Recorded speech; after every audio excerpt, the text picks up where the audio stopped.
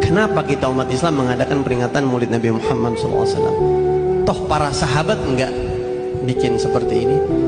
Ini pertanyaan, jawabannya bisa jadi buku sebenarnya. Pertama, kalau sederhananya ini renungan buat kita. Peringatan Maulid Nabi Muhammad SAW bagi kita umat Islam yang hidup belakangan abad 21 sudah menjadi suatu kebutuhan atau keperluan. Urgensi buat kita, urgen, ini urgen. Kok bisa ngomong kayak begitu? Kalau buat sahabat Nabi Muhammad SAW, sahabat Nabi tidak memerlukan, tidak membutuhkan acara-acara seperti ini. Tidak perlu, mereka tidak butuh. Kalau kita sekarang butuh, perlu.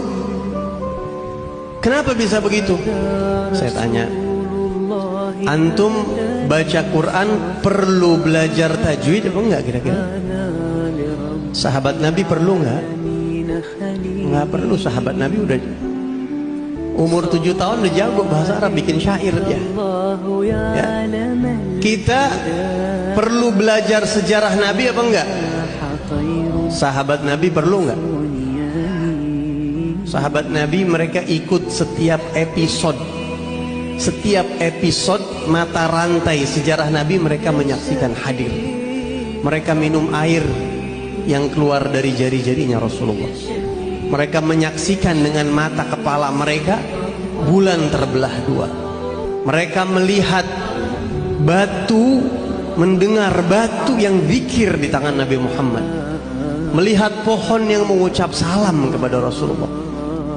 Mereka tidak memerlukan hal-hal seperti ini. Mereka tidak perlu belajar fikih, mereka tidak perlu belajar tajwid, tidak perlu belajar nahwu, mereka tidak perlu baca buku sejarah Nabi Muhammad.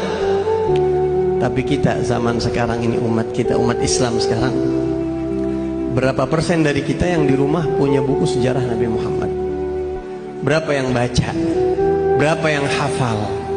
Berapa yang netes air mata rindu sama Nabi SAW? Nah, kita mengadakan majlis seperti ini menjadi satu kebutuhan buat kita. Kenapa?